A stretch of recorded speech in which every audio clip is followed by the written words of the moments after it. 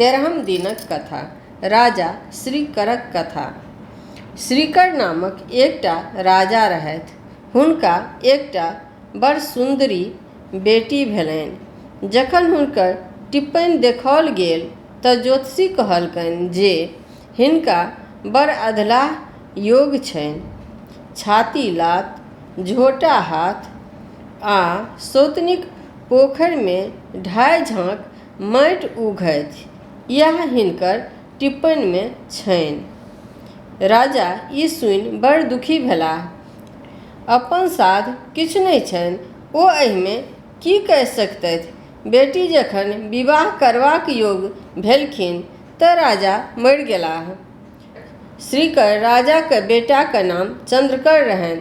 पिताक मृत्युक बाद चन्द्रकर राजा भेलाह। माय सतत चन्द्रकरके बहिनीक विवाह करयबा लेल तंग करथिन, मुदा चन्द्रकरके बहिनीक टिप्पणीक बात मोन छलनि।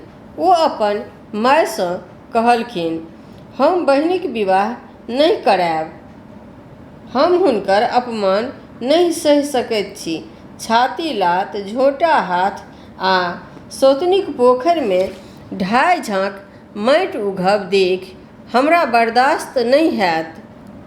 हम एकर निराकरण सोचि रहल छी जे ने कियो हुनका देखतनि आ ने ककरोसँ विवाह हेतनि, ने कियो छातीमे लात मारतनि आ ने कियो झोटामे हाथ लगौतनि, ने सौतनीक पोखरिक माटि उघय पड़तनि। राजा चन्द्रकर एक निर्जन वनमे माटिमे एक बड़ पैघ सोनि खुनबौलनि। ओहिमे रहबाक योग्य एक घर आ एक इनार सेहो बनबौलनि। एक चेरियाक संग बहिनके ओहि सोनिमे बास दऽ देलनि। ऊपरसँ सोनिक मुँह बन्द कऽ देल कनेक दुआरि ओहिमे छोड़ि देल गेल, जाहि बाटे बसात जा सकय, कोनो तरहेँ एक आदमी बाहर भीतर कऽ सकय। राजकुमारी अबला छलीह, हुनका भायक बात मानय पड़लनि। ओ सोनिमे दिन काटय लगलीह। भाय मास दिन पर खयबाक पीबाक वस्तु पठबैत रहथिन। एक दिन सुवर्ण नामक राजा शिकार खेलाइत ओहि वनमे पहुँचि गेलाह, जतय राजकुमारी सोनिमे रहैत छलीह। राजाके प्यास लागि गेलनि। ओ पानि तकैत छलाह। अचानक हुनका चुट्टी सब पर नजरि गेलनि। चुट्टी सब एक धारिसँ जाइत छल। जखन राजा ओकरा देखलनि तऽ देखैत छथि जे चुट्टीके मुँहमे साग आ भात लागल छै। राजाके विश्वास भेलनि जे एहि लग पासमे कियो मनुष्य रहैत अछि। ओ चुट्टी धारीके अंत तक गेलाह। ओ देखैत छथि जे एक झाड़ीमे गीदड़ आ शाहीक बिल सन सोनि छैक। ओहिसँ चुट्टीक धारी बहरेलैक अछि। राजा सोनिमे पैसि गेलाह। भीतर गेलाक बाद देखैत छथि एकटा बढ़िआँ आँगन आ एक इनार। ओ हाँक लगौलनि, कियो एतय छी? हमरा बड़ जोर प्यास लागल अछि, कनेक पानि पियाउ। हाँक सुनि राजकुमारी एक पात्रमे शीतल जल अपन चेरियाक हाथे पठा देलनि। राजा जल पीलनि, किन्तु प्यास लगले रहलनि। ओ पुनः पानि माँगि पीलनि। ओतय हुनका चेरियासँ ज्ञात भेलनि जे एक सुन्दर राजकुमारी एहि सोनिमे रहैत छथि आ ओ कुमारिये छथि। ओहि राति राजा ओतय रहि गेलाह आ राजकुमारक सुन्दरता देखि राजकुमारी मोहित भऽ गेलीह। ओ राजकुमारीसँ विवाह कऽ लेल ओ सुख विलास करैत किछु दिन ओतय बितौलनि। राजा अपन राजधानी घुरबाक विचार करय लगलाह। राजकुमारी कहलखिन, जाइत छी तऽ जाउ, मुदा ई बात मोन राखब जे साउन सुदी तृतीयाके मधुश्रावणी पाबनि हेतैक। ओहि दिन नवविवाहिता कनियाँ पाबनि करैत अछि। ओहि दिन कनियाँ सभ सासुरक वस्त्र पहिरैत अछि आ सासुरेक अन्न खाइत अछि। तेँ मोन पाड़ि कऽ ककरो द्वारा से सब पठा देब। पठा दे। राजा अपन राजधानी घुरि एलाह, कारीगर के बजौलनि आ एक खूब सुन्दर चुनरी बुनि कऽ देबऽ लेल आज्ञा देलनि। ई बात जेठकी रानी बुझि गेलीह। रानी सोचलनि जे राजा फेर कतहु दोसर विवाह केलनि अछि, तैँ ने जोल्हाके चुनरी बुनि देबाक लेल कहलनि अछि। एतेक दिन जे राजा निपत्ता छलाह तकर इएह कारण छियै। रानी चुपचाप जोल्हाके बजौलनि आ कहलनि, तू ओहि चुनरीमे छाती लात आ झोटा हाथ लिख दिहेक आ ओकरा तेना कऽ चौपैत दिहेक जे कियो बुझौक नहि, राजाके एकर खबर नहि होनि। यदि तू हमर कहला अनुसार कऽ देमे तऽ तोरा डाला भरि सोना इनाममे देबौक। जोल्हा आमदनी देखि रानीके बात मानि गेल। पूर्व समयमे राजा सब चिड़ै चुनमुनी पोसैत छलाह। ओकरा सबके प्रशिक्षित कऽ गुप्त राजकाज लैत छलाह। राजा सुवर्णके सेहो एकटा कौआ छलनि। राजा चुनरी एकटा बाँसक चोंगामे दऽ ओकरा मुँह बन्द कऽ देलनि आ मधुश्रावणीसँ एक दिन पूर्व कौआके देलखिन आ नव कनियाँके पता बुझा कऽ दऽ अयबाक लेल आदेश देलनि। कौआ चलाक रहितो छल तऽ कौए बाटमे एकटा कुम्हारक ओतऽ भोज रहैक, ओतय ओ चोंगा राखि ऐंठ जूठ खाय लागल। कौआ चोंगा ओतहि बिसरि गेलैक। मधुश्रावणी दिन राजकुमारीके सासुरसँ कोनो वस्तु नहि अयलनि।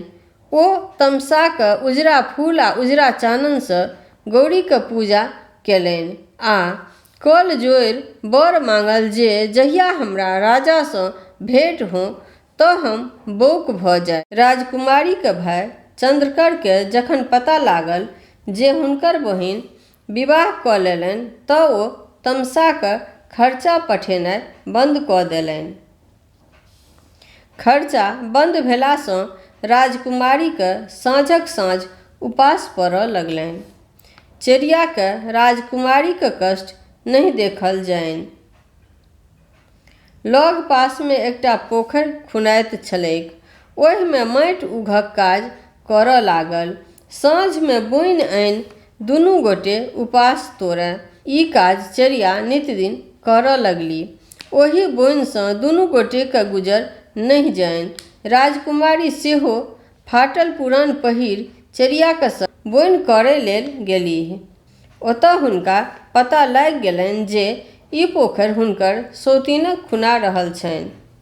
ई बुझितहि हुनका टिप्पणीक बात मोन पड़लनि। ओ सोचलनि लिखलाहाके कियो नहि मेटि सकैत अछि। जखन ओ पथियामे माटि उठौलनि आ भारी लगलनि तऽ बाजि उठलीह, सिरकर सिरहि चढ़ाओल, चंद्रकर देल बनवास, राजा सुवर्ण बनहि बियाहल, लिखला नहि परकार। जौन सब ई सुनि अकचका गेल। राजकुमारी दोसर पथिया माटि उठौलनि आ वैह फकरा बजलीह। वनमे राजा सुवर्णक विवाहक बात सुनि सबके आश्चर्य भेलैक। संयोगसँ राजा सेहो ओहि दिन पोखरिक काज देखबाक हेतु आयल छलाह। ओहो ई फकरा सुनलनि। फकरा सुनि हुनका सब बात मोन पड़ि गेलनि। कोना ओ प्यासे व्याकुल राजकुमारीके ओतऽ गेलाह, केहन ओतऽ हुनका सत्कार भेलनि, फेर विवाहो केलनि। सब बात राजाके स्मरण हुअ लगलनि। तकर बाद ओ अपन राजधानी आबि ओहि राजकुमारीके बिसरि गेलाह। राजाके लाज ओ आत्मग्लानि भेलनि। राजकुमारी तेसर पथिया माटि फेकबाक लेल उठौलनि। एहि बेर ओ आधे पथिया फेकि सकलीह तऽ बीचेमे राजा सुवर्ण हुनका आगाँमे ठाढ़ भऽ गेलाह। राजकुमारीके राजा चिन्हि गेलाह आ पुछलनि जे ई काज किएक कऽ रहल छी। राजकुमारी गौरीके वरदानक अनुसार बौकी भऽ गेलीह। ओ राजाके किछु उत्तर नहि दऽ सकलीह, बौकी भेल ठाढ़ रहलीह। राजा सवारी मंगाए चेरियाक संग राजकुमारी के राजमहल लऽ गेलाह। ओतऽ स्नान कराय, सुंदर पटो आ गहना सब पहिराय रानी के सम्मान देलखिन। तहन राजा के एहि बातक दुख होनि जे बजैत कियाक नहि छथि। चेरिया सँ पुछला पर ओ कहलकनि, मधुश्रावणी दिन अपने पाबनिक हेतु किछु नहि पठौलियनि। ओहि तामस से राजकुमारी उजरा फूल आ उजरा चानन सँ गौरीके पूजा कयलनि आ गौरी सँ वरदान मंगलनि जे जहन हमरा राजा सँ भेंट हुए तऽ हम बौक भऽ जाय, तैँ ओ नहि बजैत छथि। राजा जहन सब बात सुनलनि तऽ दुखक पारावार नहि रहलनि। ओ कौआके बजा चोंगाके खोज केलनि। कौआके ई बात ध्यान सँ उतरि गेल रहैक। खोज करिते ओकरा कुम्हरा ओहिठामक बात मोन पड़ि गेलैक। राजा अपन दूत पठा कुम्हराके बजौलखिन। तहन ओ कहलकनि जे हमरा एकर जानकारी नहि अछि, तहन हम अपना एहिठाम खोज करैत छियै। कुम्हरा तहन आँगन गेल आ खोज केलक तऽ पता लगलै जे भोजक दिन ई चार पर सँ खसल आ ओकर पुतोहु ओ चोंगा उठा कोठीमे राखि देलक से रखले रहैक। ओ आनि राजाके देलकनि आ क्षमा याचना केलक। राजकुमारीके तहन संतोष भेलनि जे एहिमे राजाके कोनो दोष नहि। कौआके चंचलता सँ ई सब फसाद भेल। चोंगा आनि जखन राजा देखलनि तहन सब वस्तु ओहिना अनामति छल। चोंगामे सँ पटोर निकालि जहन देखलनि तऽ देखैत छथि जे ओहि पर लिखल अछि, छाती लात आ झोटा हाथ। राजाके ई देखते देहमे जेना आगि लागि गेल। ओ जोल्हाके बजाय पुछलखिन जे ई कोना लिखल गेल। जोल्हा सब सविस्तार कहि देलक। राजा रानीके बजाय 2 खंड कऽ काटि गड़बा देलनि। राजकुमारीके आब बुझा गेलनि जे एहिमे राजाके कोनो दोष नहि। कौआके गलती सँ एतेक फसाद भेल। राजकुमारी अगिला साल मधुश्रावणी दिन ललका फूल आ ललका चानन सँ गौरी पूजा केलनि आ बोल फुटबाक वरदान मंगलनि। रानीके बोल फुटलनि आ तखन ओ राजाके संग रानी बनि सुख सँ जीवन बितबऽ लगलीह। गणेश जी के सोहाग माथब आ बाँटब। मधुश्रावणी दिन गणेश जी गौरी सँ कहलनि, माय, आइ मधुश्रावणी पाबनि छियै, हम सोहाग माथब आ जे मांगत तकरा देबै। गौरी कहलखिन, अवश्य माथू आ जाहि वस्तुक प्रयोजन हुए से कहू, हम ओरियान कऽ देब। गणेश जी कहलखिन, हमरा धान, धानी, काठक तामा, नीम, बेल आ आमक काठी चाही। गौरी गणेश जीके सब वस्तुक ओरियान कऽ देलनि। गणेश जी सोहाग मथलनि आ बाँटऽ लगलाह। सर्वप्रथम एक धोबिन एली आ सोहाग मंगलनि। गणेश जी ओकरा सोहाग देलनि आ कहलनि, अहाँक धोबी नुआ वस्त्र धोताह, भट्ठी लगौताह, भरि दिन परिश्रम करताह आ साँझ खन घर औताह, ताहिमे अहाँक सोहाग बढ़त। तकरा बाद एक कैथिन सोहाग मांगऽ एली। गणेश जी हुनको सोहाग देलनि आ कहलनि, अहाँक देवानजी भरि दिन लिखा पढ़ी करताह आ साँझ खन घर औताह। अहाँ अपने सिक्कीके मौनी चंगेरी बुनब आ खोपाके विन्यास करब, ताहिसँ अहाँक सोहाग बढ़त। तकरा बाद एक मलाहिन एली।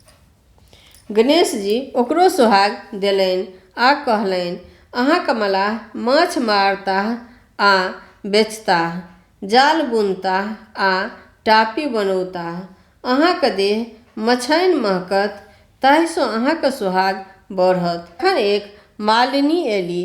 गणेश जी ओकरो सोहाग देलनि आ कहलनि, अहाँक माली भरि दिन फूल तोड़ताह आ साँझ खन माला गाँथि अपन ग्राहकके घर पहुँचौताह, ताहिसँ अहाँक सोहाग बढ़त। तकर बाद एक गुआरिन एली। गणेश जी ओकरो सुहाग बटलनि आ कहलनि, अहाँके गुआर भरि दिन गाय महीँस चरौताह आ साँझ भोर दूध दुहताह। अहाँ दही पौरब, घी मथब आ दूध दही बेचब। अहाँके देह फोकरैन महकत, ताहिसँ अहाँके सुहाग बढ़त। तखन बनियान एली, सेहो सुहाग मङ्गलनि। गणेश जी हुनको सुहाग देलनि आ कहलनि, अहाँके बनिया तराजू बटखारा धोताह आ भरि दिन सौदा बेचताह। अहाँ हुनका मदद करबनि आ अन्न सबके फटकि कऽ बना कऽ रखबनि, ताहिसँ अहाँके सुहाग बढ़त। सबसँ पाछू ब्राह्मणी एलीह, ओहो गणेश जीसँ सुहाग मङ्गलनि। गणेश जी हुनको सुहाग देलनि आ कहलनि, अहाँके ब्राह्मण पूजा पाठ करताह आ वेद पुराण अपनो पढ़ताह आ विद्यार्थी सबके सेहो पढ़ौताह। अहाँ जनेऊ काटब आ घर आँगन पवित्र राखब आ पवित्रसँ भानस भात करब, ताहिसँ अहाँके सुहाग बढ़त। एहि प्रकारे आनो आनो जातिक सधबा सब एलीह। गणेश जी सबके सुहाग बटलनि आ अपन अपन धर्म आ जातिक अनुसार उपदेश देलनि। सब केओ प्रसन्न भऽ जाय गेलीह।